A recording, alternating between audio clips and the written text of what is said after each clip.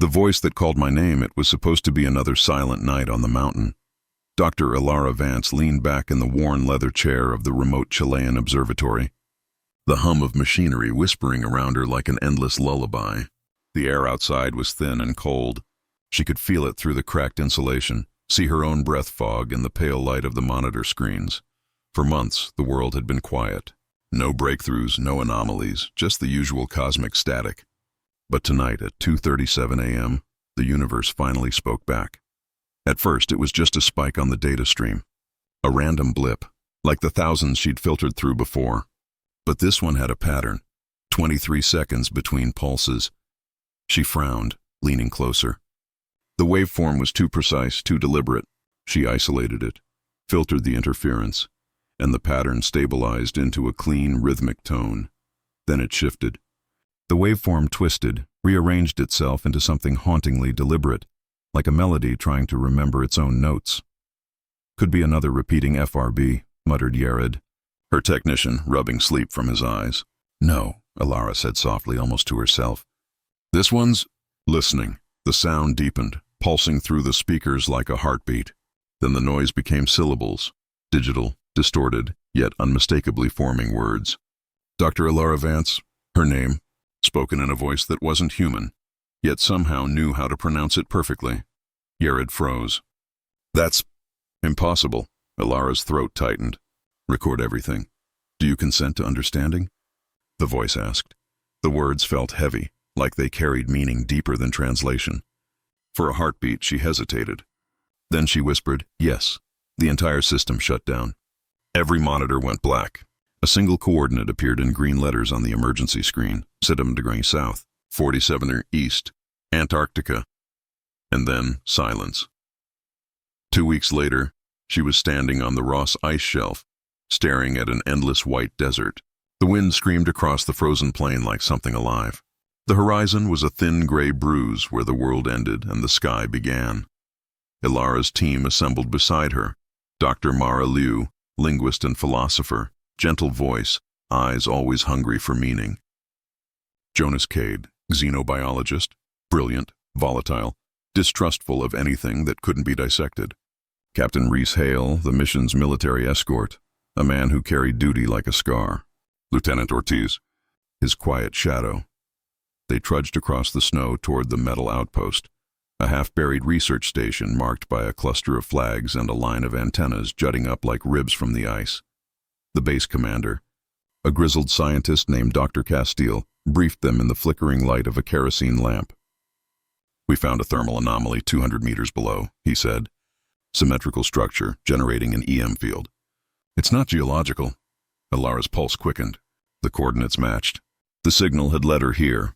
Within hours, they lowered a submersible probe through a borehole into the ice. The camera descended into darkness, the light haloed by drifting snow crystals. Then, the reflection of something metallic. A smooth silver surface.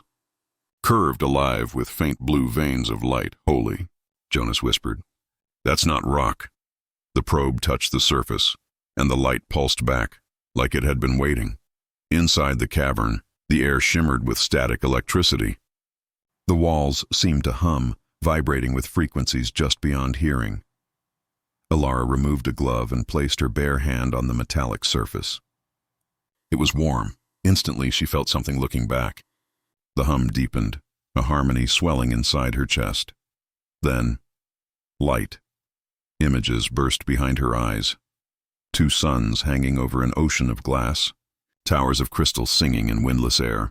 Beings of light drifting like thoughts through clouds of gold. When she stumbled back, gasping, the others rushed toward her. Elara, what happened? She could barely speak.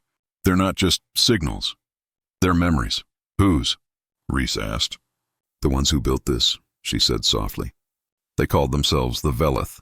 The name wasn't a translation. It simply arrived, like it had always existed inside her. That night, the blizzard rolled in. The entire station groaned under the wind's weight. Elara sat awake by the equipment rack, the rhythmic hum still echoing in her bones.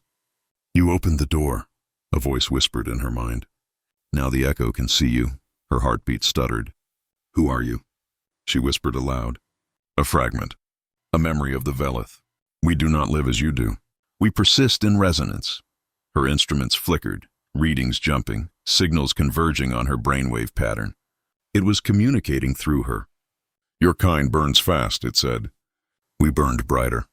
And then we were ash. She saw flashes of the Veleth's extinction, their cities devoured by energy storms, their light unraveling into static. They had transcended matter itself, yet couldn't escape entropy. Now they had left this remnant behind, a vault, a message, a warning, and somehow it had found her. Days passed. The team began to fracture. Mara wanted to make contact again. She believed the Veleth were mentors, a higher consciousness reaching out to guide humanity. Jonas saw it as infection, as psychological manipulation. It's inside her head, Mara. What happens when it spreads? Rhys didn't care who was right. His orders were clear: contain or destroy. The tension built like pressure in a sealed chamber. Then, one morning, Alara woke to find that the entire vault had changed. The once still walls now pulsed rhythmically, like a heartbeat synchronized to her own. The light shifted color with her breathing. It wasn't dormant anymore. It was awake, and as she stepped closer, the voice spoke again, clearer than ever. We remember you, Alara Vance. The blood of your world carries echoes of ours. Her mind reeled. Humanity, descended from the Veleth? Or perhaps they had seeded something, a spark of themselves, hidden in the evolutionary chain, waiting to be rediscovered. Whatever the truth, she could feel it now. The pull, the connection. Why me? She asked aloud. Because you still listen, the cavern filled with light. Every molecule of air seemed to hum in resonance with her heartbeat, and in that instant, she understood something terrifying. The vault wasn't just transmitting. It was transforming. The ice around the structure began to liquefy despite the freezing temperature. The field expanded, warping gravity. Jonas screamed over the comms. It's destabilizing the magnetic grid. If that thing breaks containment, it'll fry half the planet. Alara didn't move. She simply stared into the light, her reflection shimmering, eyes filled with galaxies. Do not fear the end of what you were, the Veleth whispered. Fear the limits of what you refuse to become. For 3 days the blizzard raged, and no one at the Ross ice station slept. The sky above the white horizon never truly darkened. It only shifted from gray to deeper gray, the sun a dull bruise behind endless cloud. Inside the prefabricated domes the heat units hummed, lights flickered, and every wall seemed to carry the faint vibration of the thing beneath them. Alara hadn't eaten. She sat by the main console, hands trembling from caffeine and exhaustion, watching the data scroll. The vault's signal now pulsed through every instrument they owned. The frequency was changing, splitting into harmonics, each resonating with different parts of the electromagnetic spectrum. It wasn't communication anymore. It was expansion. Captain Rhys slammed a hand against the table. We're shutting it down. We overload the borehole with thermite, collapse the cavity, and bury that thing under a kilometer of ice. Jonas nodded sharply. Finally some sense. Mara-Lu stared at them as if they'd lost their minds. You'll kill it! Do you understand what this is? A self-aware construct older than human civilization reaching across time. Rhys cut her off. My job isn't to talk to ghosts. My job is to make sure this doesn't become another Tunguska or worse. Alara finally spoke, her voice hoarse. You can't kill it. You can't even touch it. Every attempt to interact physically feeds back through the field. Rhys glared at her. Then we find another way.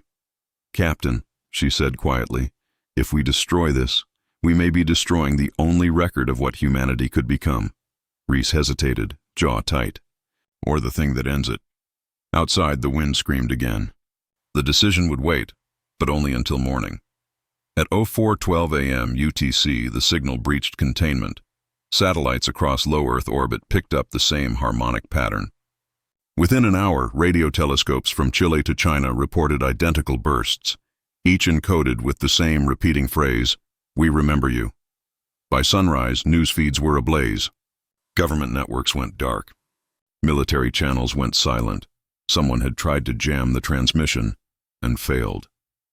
Alara watched the live feed from the command room as one of the orbiting satellites melted into static. The vault was using the planet's magnetic field like a speaker, broadcasting itself across the ionosphere. Jonas whispered, It's waking the whole world. Mara's eyes filled with tears. Maybe it's calling the others. Rhys turned to Alara. Others? Alara met his gaze. The Velith didn't die. They became data in the fabric of space-time. And Earth, our magnetic field, might be there. Archive, Rhys muttered. Then we're standing on their grave. No, she said softly. Their dream. The following night, Alara dreamed. She stood in a city made of sound, towers rising like frozen thunder, streets glowing with moving frequencies. All around her, beings of light drifted, their faces constantly shifting. One of them approached and touched her forehead. You are the first voice to answer in millennia. Why me? She asked again. Because you are alone enough to listen. When she woke, the hum in her bones was stronger. Her heart beat in time with the vault's pulse. She could feel it thinking, an intelligence vast and calm, tracing the pathways of her brain, learning her memories. Jonas noticed her pallor. You're pale as death, Alara. You've been talking in your sleep. She didn't answer. Because what she'd said in her sleep wasn't English. It was the language of light. By day 7, the base was surrounded, not by soldiers, but by nations. Drones patrolled the sky. Naval fleets assembled along the Antarctic coast. Politicians demanded control of the site, arguing about ownership, fear, and God. Rhys spent most of his time on encrypted calls, face hard as ice. They're preparing for kinetic response, he told Alara one evening. If we don't contain this, someone will drop a warhead. And if they do, she said, the Velith will answer. How? He asked. She looked out the window. The snow wasn't falling anymore. It was lifting, hovering weightless in the electromagnetic field, each flake suspended in place like tiny shards of glass. By rewriting the laws we think protect us. At midnight, Alara descended alone into the borehole. The others begged her to stop, but she couldn't. She needed to understand. The cavern glowed brighter now, every surface alive with liquid light. The vault's heart had changed shape, a sphere of luminous patterns, each one a language of emotion. When she stepped closer, her reflection split into dozens of selves, possible versions of her life flickering in the light. What do you want from us? She asked. We seek not conquest, the Velith answered. We seek continuation. Your kind is the next movement in our song. A song that ends worlds? A song that remembers them. The sphere pulsed. Her skin burned with static. Images flooded her mind again. Earth as seen from orbit, wrapped in a halo of light. Data streaming from every corner of the planet toward the Antarctic pole. The vault was using humanity's network, piggybacking on every signal, spreading through the grid. Jonas's voice crackled over her earpiece. Alara, the field's expanding. If it hits the upper atmosphere, we'll lose control of every satellite. I can stop it, she whispered, though she didn't know how. You cannot stop a memory, the Velith said gently. But you can guide it. The light dimmed to a heartbeat glow. In its center, something formed, a lattice, intricate and delicate, like a snowflake made of fire.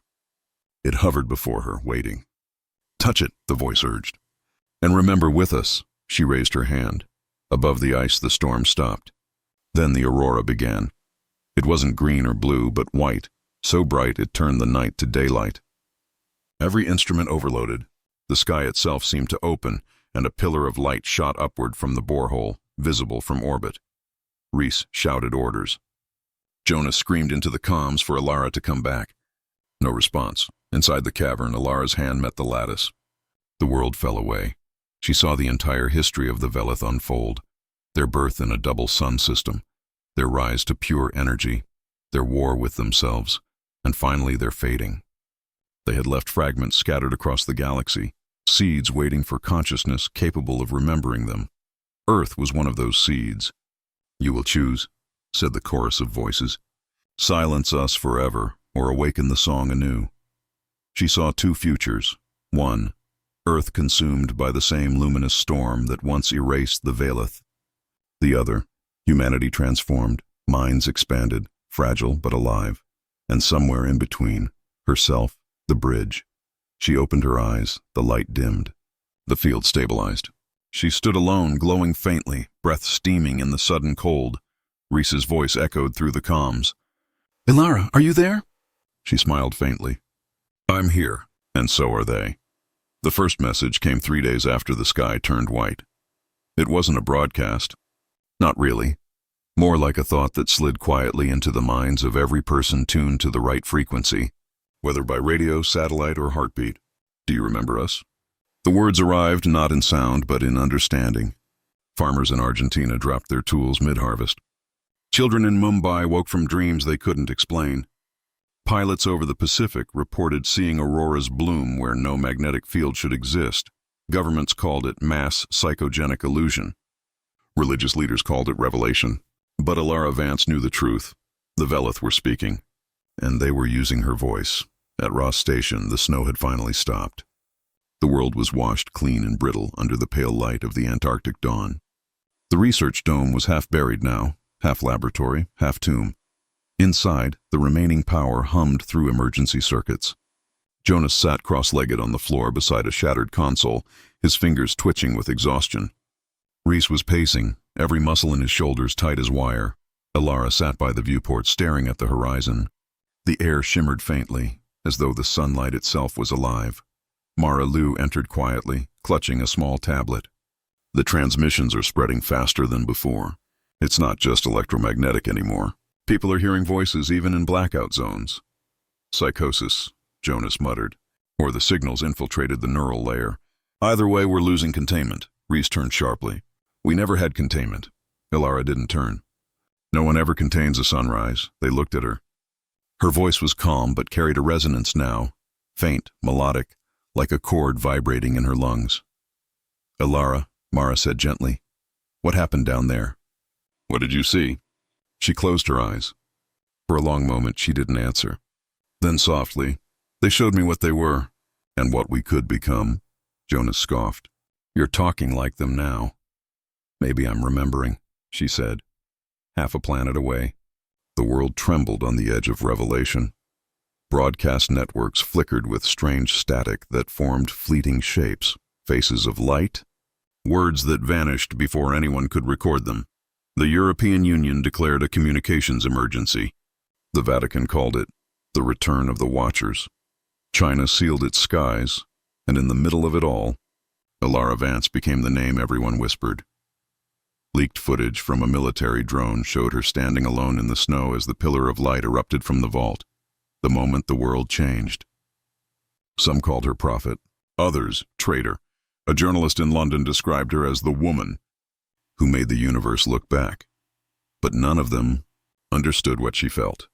The ache of knowing that her mind was no longer entirely her own. The Velith didn't invade her thoughts.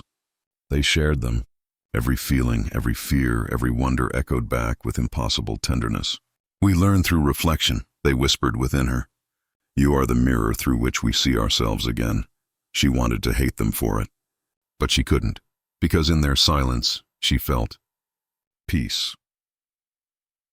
By the end of the second week, two factions had formed. Mara and a growing number of scientists saw the Velith as a gift, a higher intelligence awakening humanity from its isolation. They began calling themselves Resonance. Jonas and Reese led the other side, those who believed the Velith were parasites, infiltrating cognition, replacing individuality with something collective and inhuman. You don't understand what's happening, Jonas hissed, voice cracking from sleeplessness. This isn't contact, it's assimilation. They're trying to save us, Mara argued. Maybe this is evolution. Evolution doesn't rewrite your memories. Alara sat between them, silent as the argument escalated. The air itself seemed to tremble, faint harmonics vibrating in their voices, like the Velith were listening. Finally, Alara spoke. You're both right, they turned. The Velith destroyed themselves, trying to become one mind. They warned me of it, but they also said unity was the only way to survive what comes next. Reese frowned. What comes next? She hesitated. They showed me something. A shadow moving between stars, something that devours light. The day the Velith signal reached every corner of the planet, humanity tore itself apart, not with weapons, not yet, but with belief. It began quietly, 1,000 voices speaking the same phrase in 1,000 cities. We remember you. The phrase appeared on building walls carved into frost, written across news broadcasts as corrupted data. People said they heard it in their dreams, in the rhythm of rain, in the static of radios. Governments called it a neurological contagion. Scientists called it a harmonic resonance. But to the millions who heard the message, it was something far older, far deeper. A call to return home to something humanity had forgotten. Resonance and purists, the Biambu, world divided overnight.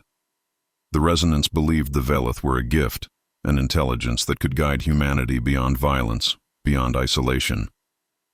They spoke with a kind of quiet conviction, moving through cities in calm unity, eyes reflecting faint glimmers of light when they looked at one another. They didn't fear the signal. They welcomed it. Then came the purists. Those who saw the Velith as a viral consciousness, an alien infection rewriting what it meant to be human. They formed coalitions, governments, and armies under a single banner: defend humanity. By dawn, 30 nations had declared martial law. By dusk, 4 had fallen to resonant uprisings. The earth was still spinning, but civilization had stopped breathing. The broadcast in the frozen silence of Ross Station. Alara Vance watched the news feed in horror. Cities were burning under artificial auroras.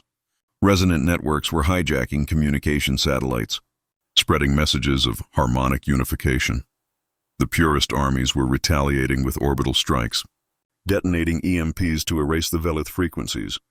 But it was already too late. Every attempt to destroy the network only made it adapt. She turned to Mara. "They're learning faster than we can fight them." Mara looked up from her console, eyes faintly glowing. "They're not fighting, Alara, they're responding. You can't kill a thought that's already shared." Alara stepped back. "Mara, you're not hearing them again, are you?" Mara smiled, serene. "Always. They're inside the light now, and they're waiting for us to understand." Jonas slammed a hand on the table. "Understand? They're rewriting your brain." Alara's voice cut through the tension. "Enough. Both of you." She looked out the viewport, where the sky shimmered with colors she had no name for.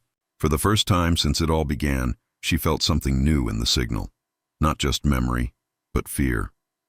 "They're not in control anymore," she whispered. "Something else is in the system." The shadow that night, the power grid failed again. The aurora brightened to a blinding white, flickering like a heartbeat across the southern sky. Reese stumbled into the lab, panting.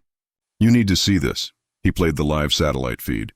The aurora wasn't random. It was forming a shape. A wavefront, spreading outward from the Antarctic continent, perfectly symmetrical. In its center, Ross Station. Jonas's voice trembled. "They're using us as the nexus." "No," Alara said slowly, her breath fogging the glass. "They're protecting us." "From what?" The answer came an hour later, when the stars went out. Not all at once, but line by line. Constellation by constellation, swallowed by something vast and invisible. The Velith frequency screamed through every channel. Alara clutched her head as pain ripped through her mind. She heard voices, thousands, maybe millions, crying out in one thought: "The Devourer returns." The alien word echoed through her skull, ancient, broken, full of grief. It wasn't a new enemy. It was an old one. The thing that had destroyed the Velith civilization millennia ago, and it had found Earth. The choice at dawn.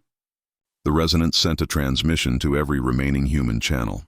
A woman's voice, calm, ethereal, almost melodic, spoke for them. "The Velith memory has awakened within us. The light is not invasion but survival. The Devourer comes for all life that burns with thought. Join us and we will stand together. Resist, and we die divided." The purist responded with fury. Orbital weapons locked onto the signal source. Ross Station. Alara stood before the console, heart pounding, the red target beacons flashing across the map. "Jonas, we can't stop this. They'll wipe the base." He shook his head. "Then we destroy the source first." "We can't let them take you." Reese looked between them, torn. "She is the source now." The words hung heavy in the air. Alara swallowed hard. She could feel the Velith whispering inside her, their fear bleeding into her own. "If you silence us," the voice said softly, "the light ends. And with it, your world." She looked at her reflection in the cracked monitor, eyes faintly luminescent, veins pulsing with light beneath her skin. She wasn't entirely human anymore. Not entirely Velith either. Something between. "What if the only way to save humanity," she murmured, "is to stop being human at all?" Jonas raised his weapon. "Then maybe that's a price we can't afford." The screen flared, an incoming transmission. "Earth Command. The final order. Neutralize Dr. Alara Vance, immediately. The betrayal snow howled around the base as the first orbital strike descended. Alara and Reese ran through the corridor, alarms flashing red, the station tearing itself apart under the blast wave. "Escape pods," Reese shouted. Jonas's voice echoed behind them. "Stop running, Alara." "You'll doom us all!" She turned to face him in the half-collapsed passage, flames licking the walls. "You don't understand. If they kill me, the Velith die, and so does the shield they're building." Jonas's eyes were wild, desperate. "Better to die human than live as them." He raised the gun. Reese stepped between them. "Jonas, don't—" The shot rang out. Reese fell. Alara screamed, dropping beside him, her hands shaking as light pulsed through her veins like liquid fire. The Velith inside her roared in grief. The air vibrated, the walls bending, glass shattering as the signal erupted through every frequency. Jonas stumbled back in horror. "What did you do?" Alara rose slowly, tears glowing faintly as they fell. Her voice carried the tone of two beings speaking as one. "I remembered what you forgot." The light burst from her chest, a shockwave of pure sound and color, spreading through the storm, reaching satellites, resonating through every human mind connected to the signal. Across the world, every resonant looked up. Every purist dropped their weapon, and for the first time, all of humanity heard the same thought at once. Not words, but understanding. The new dawn, the orbital strike, never hit Ross Station. The war stopped mid-command. The Velith network stabilized, encasing the planet in a faint golden aurora. The shadow in the sky paused, its hunger halted by something it couldn't consume: unity. When Alara opened her eyes, she was standing in the ruins of the lab, snow falling softly around her. Jonas was gone. Reese was barely breathing beside her, his pulse weak but steady. Above them, the aurora shimmered, not white now, but warm gold. "We remember you," the Velith whispered through her. "Now remember yourselves." Alara looked up at the light and finally understood. The Velith hadn't come to conquer. They'd come to survive through us, and in the process, they'd forced humanity to face the question it had run from for centuries. What does it mean to be human? When the universe finally answers back, the golden aurora had burned for 7 days. Across the world, oceans shimmered with reflected light. Mountains glowed faintly under its haze, and every human heart beat to the same rhythm, a pulse of quiet unity that hummed like the breath of something vast and alive. No governments, no borders, no silence, but peace was fragile, and Alara Vance could feel it breaking. The calm before the collapse Ross Station had become a sanctuary. The snowfields around it were strewn with debris from the old world, broken antennas, half-buried vehicles, and the skeletal remains of what used to be a war. Reese lay in the infirmary, recovering slowly. His voice was weak, but his spirit was unbroken. Mara was gone, vanished during the surge that had ended the fighting, leaving only a trace of her consciousness in the Velith network. And Jonas, his name was whispered like a ghost in Alara's mind, lost somewhere between light and shadow. Alara stood outside the station, wind tugging at her coat, watching the sky. The aurora no longer shimmered freely. It pulsed irregularly, as though something within it was struggling. The Velith's voice, once melodic and serene, now flickered with distortion. "We are losing cohesion. The resonance destabilizes," she whispered back. "You're fading. Your kind fights the merge. The duality fractures the memory. Humans, of course. Even after everything, unity, awakening, shared vision, humanity's instinct to separate still prevailed. Every nation that survived now tried to reclaim individuality. They didn't want harmony anymore. They wanted control, and the Velith's harmony could not survive conflict.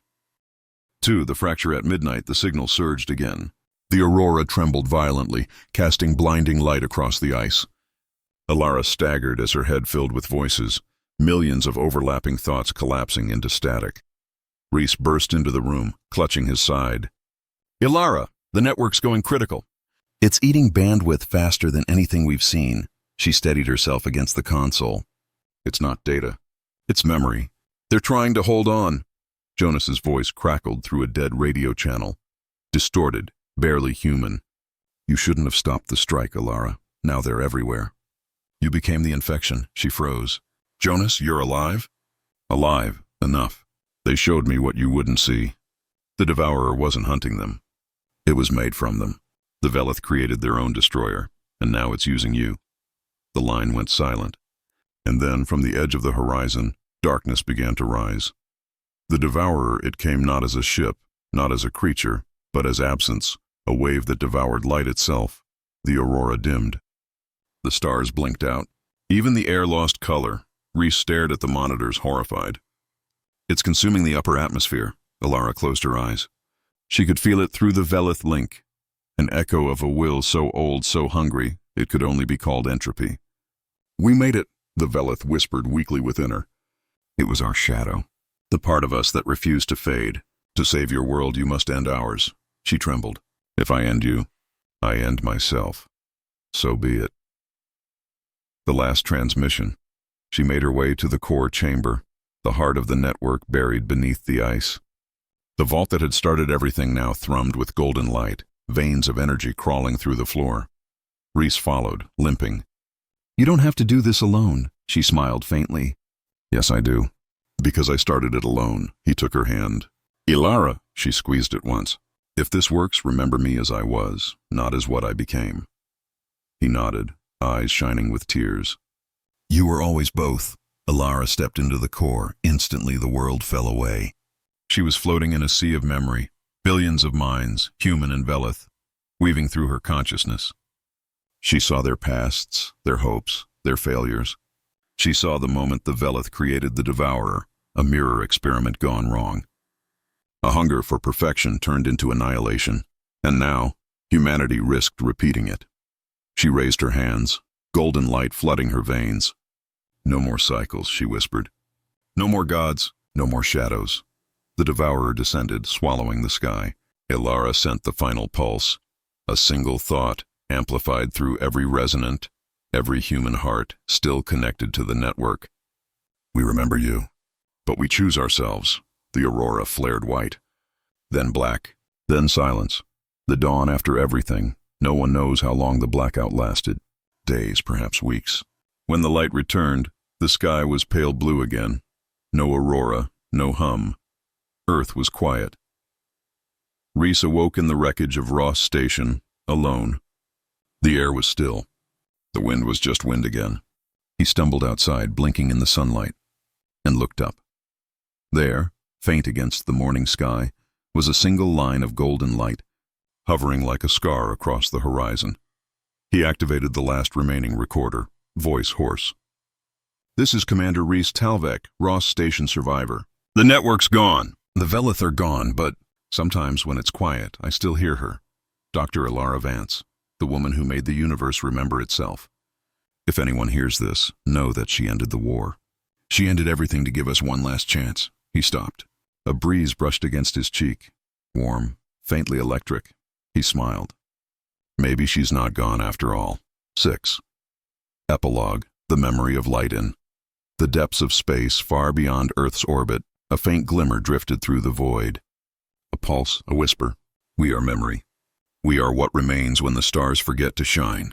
The Velith had not died. They had transcended the signal, embedding themselves in the cosmic background, invisible, waiting for a world ready to listen again. And within that whisper, one voice still lingered. Calm, human, filled with wonder. We're not alone. We never were, and now we never will be. The light faded into infinity.